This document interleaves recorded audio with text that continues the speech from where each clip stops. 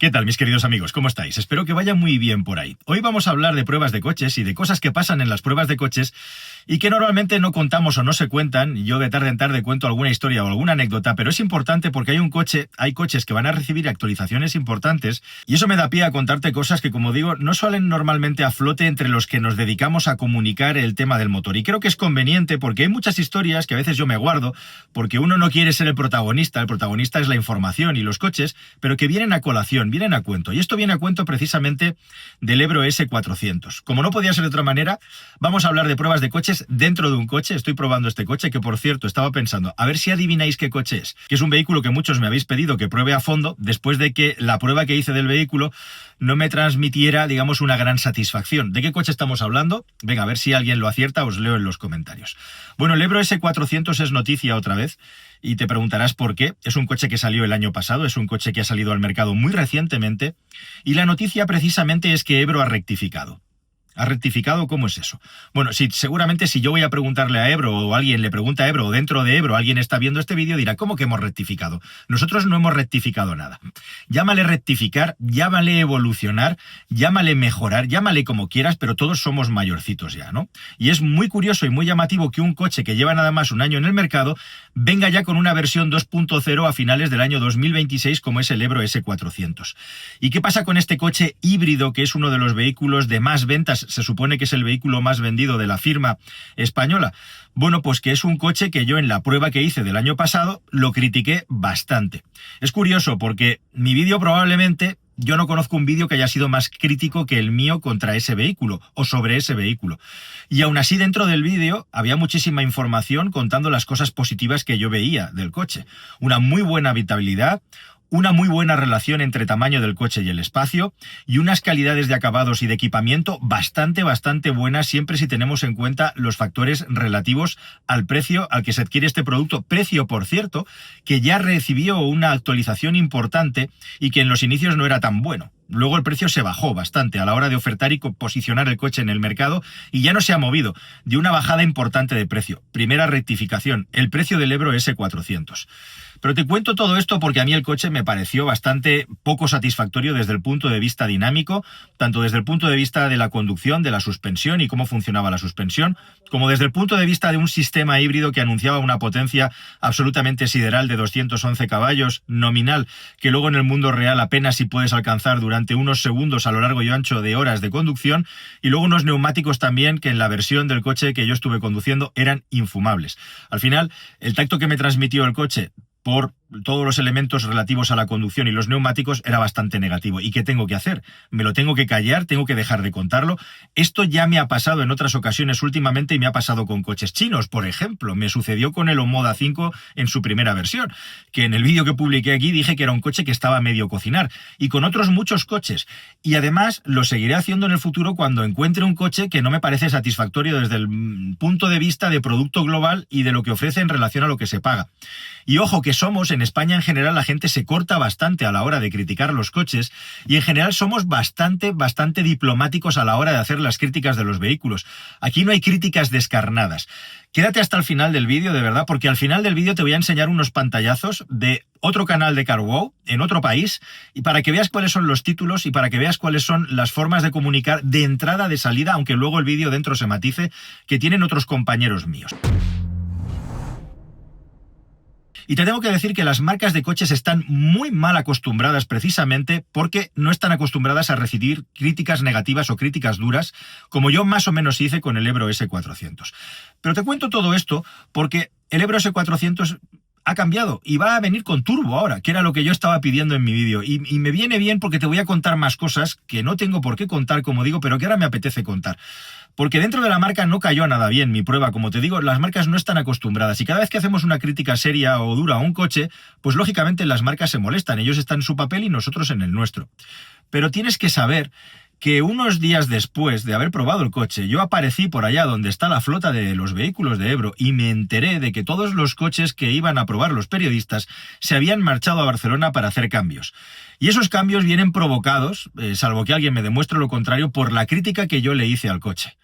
Es así de claro y así de sencillo.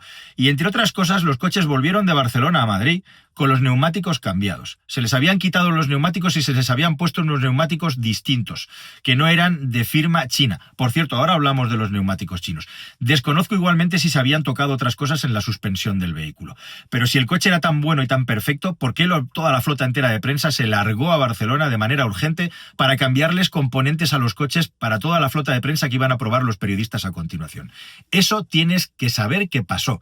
Así que a lo mejor algo de razón teníamos al respecto. Y ahora resulta que mi mayor crítica sobre el coche, que es el sistema híbrido del vehículo, y ese sistema híbrido basado en motores eléctricos muy potentes, un motor de combustión interna atmosférico de baja potencia y una batería pequeña en relación a la potencia nominal del vehículo, era una combinación bastante desastrosa. Más si organizas la presentación del coche por una carretera, por una autovía española con largas pendientes de subida, en la que el vehículo va a quedar completamente en evidencia, como sucedió cuando yo lo probé, que a veces las marcas de coches son más listas, entre comillas, y nos llevan a probar los vehículos en el ámbito, en el entorno donde el vehículo va a salir más favorecido para intentar transmitirnos la mejor impresión del coche.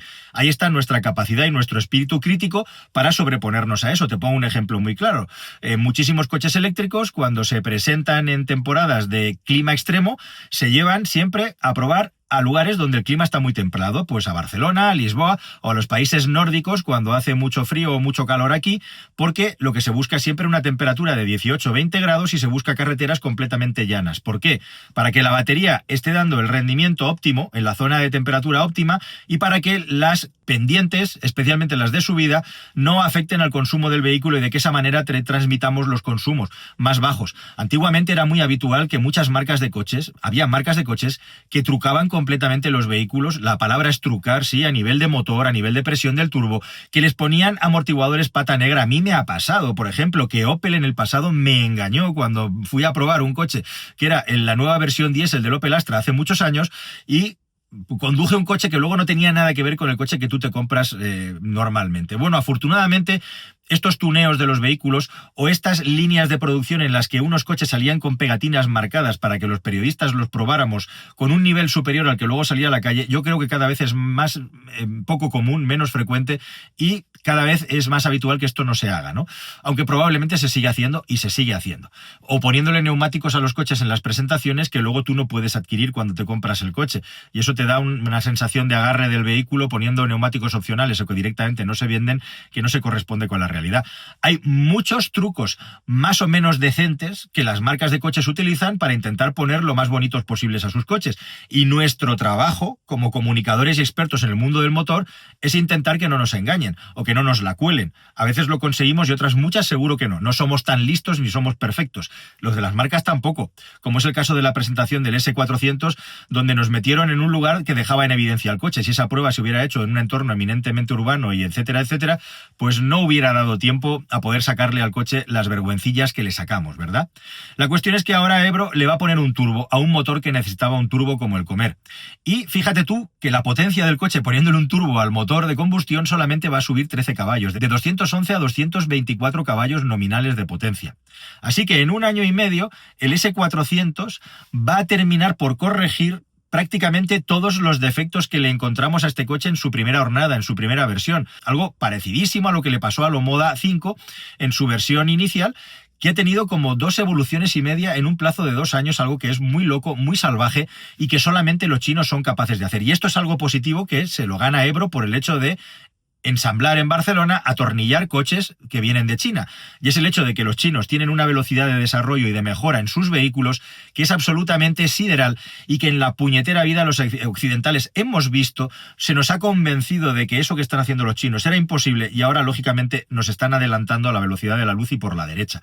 Y ahora resulta que Ebro se saca de la chistera, se saca del bolsillo una versión 2.0 del S400 en poco más de un año que además mejora también en la parte estética del coche y mejora componentes visuales e incluso también de seguridad como puede ser la iluminación.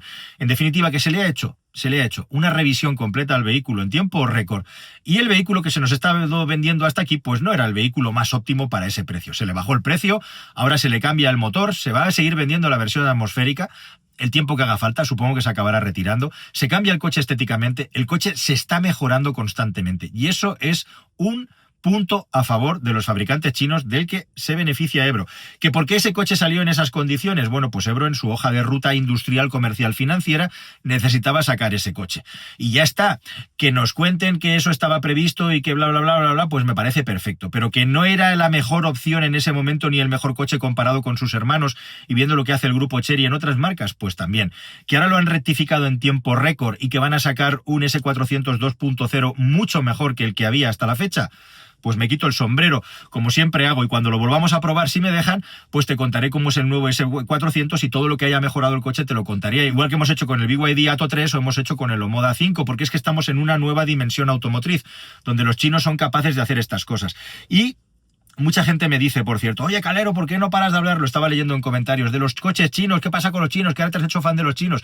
No, querido amigo, es que todo está pasando ahora mismo en China, todo entre comillas, a nivel automotriz, a nivel de desarrollo tecnológico, a nivel de nuevas marcas, a nivel de lo que hay que comunicar y contar, y más que viene.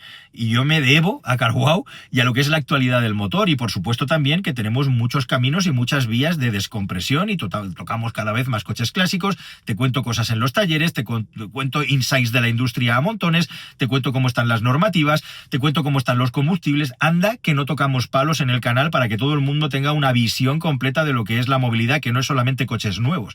Y siempre ha sido esa mi filosofía y la que me ha traído hasta aquí y me seguirá trayendo. Pero desde luego que a nivel de producto, el vehículo chino ahora mismo es absolutamente el gran faro, la gran guía a seguir, porque está cambiando la industria del automóvil a toda velocidad. Y por cierto, hablando de esto, cada vez hay más noticias de fabricantes chinos que quieren llegar a España, de vehículos que se quieren producir aquí. Hay que tener en cuenta también esto, de verdad, que no nos engañen, porque primero de todo, no todos los productos chinos que van a llegar a España van a ser magníficos, no todos los productos que llegan a España están bien adaptados para las necesidades de nuestro mercado, y eso hay que contarlo, porque si no estaríamos engañando a la gente, y aquí no va de eso nuestro trabajo, por lo menos en este canal, y yo creo que la mayoría de la gente tampoco trabaja así, cada uno con lo suyo, pero desde luego la mayoría yo creo que no trabajamos así en este sector. Pero evidentemente, si vienen coches chinos nuevos y los probamos y no están bien, lo vamos a contar igualmente. Y te digo esto porque en muchas ocasiones los chinos nos traen productos que no están bien adaptados para nuestro mercado. Luego, como puedes ver, reaccionan muy rápido. Aunque luego te quieran contar la milonga filosófico-comercial y nunca van a reconocer que le han metido la pata o que han traído un producto que no estaba bien orientado al mercado. Pero tienen también esa segunda parte, ¿no?, que deja en evidencia, por cierto, a los occidentales y específicamente a los europeos a la hora de remozar, de arreglar, de mejorar sus vehículos. Bueno, pues esta es la situación y esta es la realidad. Y bueno, pues esto me daba pie efectivamente a contarte algunas cosas que no he contado porque no creo que yo tenga que ser el protagonista, pero que están en la trastienda de lo que es el trabajo de comprobar coches, de contar coches y las presiones que recibimos los que nos dedicamos a esto y que ya te he contado en alguna que otra ocasión. Y por cierto, hablando de neumáticos chinos, yo vengo de China ahora y vengo de probar unos neumáticos de la marca Hiti, por cierto, nuevos, sobre agua, y he quedado gratamente impresionado. Hasta la fecha hay neumáticos chinos muy malos, hay neumáticos chinos malos y hay neumáticos chinos ya que son normales o buenos. El neumático chino muy bueno o excelente yo todavía no lo he catado, pero teniendo en cuenta la velocidad a la que van, ¿cuánto tiempo van a tardar en sacar neumáticos que estén a la altura de los grandes popes del sector a nivel de agarre, a nivel de durabilidad? Pues poco tiempo, porque tanto en neumáticos como en sistemas de propulsión híbridos, como en furgonetas, como en camiones, como en motocicletas, el ritmo de desarrollo en coches, ya ni lo digo porque lo sabes, es tan rápido y tan brutal de crecimiento de la calidad que de aquí 4 días lo vamos a ver y lo van a conseguir, y de repente ya llevar un neumático Linglong o llevar un neumático Hiti pues va a ser tan bueno como llevar un neumático Michelin o llevar un neumático Continental o llevar un Dunlop o llevar un Toyo o lo que sea, que tradicionalmente tenemos la sensación y la percepción por el historial de que tienen un sello de buena calidad. Así que, bueno, pues esta es la realidad, y esta es la realidad del Ebro S400. Esto me apetecía contártelo porque muchas veces no se cuenta, y con la relevancia que tenemos en este canal y el tamaño que tenemos, que somos los líderes en España en información y actualidad del mundo del motor, pues me gusta ser honesto y sincero y a veces sacarte cosas de la trastienda que, como te digo, forman parte de mi trabajo. Y hablando de eso, y este es un mensaje para los fabricantes de coches, te voy a pasar aquí unas pantallitas de algunas de las miniaturas y los títulos de los vídeos, vas viéndolas por ahí, que mi compañero Daniel, mi homónimo en Alemania, saca en aquel país. Y ahora, imagínate qué es lo que ocurriría si yo de repente empezara a utilizar este tono o este estilo en nuestro país. ¿Que podría hacerlo? Por supuesto, porque dentro de CarWow tengo libertad absoluta de cátedra. ¿Que me apetece este tono? Pues no es mi estilo ni es mi tono a la hora de comunicar. Hace ya muchos años que me dedico a comunicar de otra manera y no me gusta sacarle las tripas a las marcas ni a los vehículos, salvo cuando pasan cosas muy serias o muy graves, ¿no? Creo que cuando hacemos pruebas, como digo, están ponderadas y justificamos cuáles son los halagos y cuáles son las críticas también a los vehículos. Pero ya te digo yo que si alguien se dedicara a hacer esto en España con cierto nivel de relevancia, como es el caso de mi compañero Daniel, o como es el caso de mi compañero Matt Watson en Inglaterra, ellos tienen el privilegio de poder hacer un tipo de comunicación más agresiva, y si superáramos ciertos límites en nuestro país, ¿qué es lo que pasaría? Pues yo no voy a contestar a la pregunta, pero la voy a dejar en el aire y, bueno, pues que me conteste quien me tiene que contestar. Porque esto está sucediendo aquí y ahora. Y estas personas siguen trabajando sin ningún tipo de problema, les siguen prestando los coches y siguen teniendo contacto y comunicación con los fabricantes de automóviles. ¿Por qué aquí en España tendría que ser diferente? Ahí dejo la pregunta en el aire. Y si has llegado hasta aquí, te agradezco muchísimo tu interés y tu atención. Espero que el vídeo te haya parecido interesante como siempre. Y si me ayudas suscribiéndote al canal para que lleguemos cuanto antes a los 2 millones, me haces un gran favor. Suscribirse es gratis, no hace ningún tipo de daño y nos ayuda a tener cada vez más relevancia. Muchísimas gracias por estar ahí como siempre. Hasta el siguiente vídeo, querido amigo. Adiós.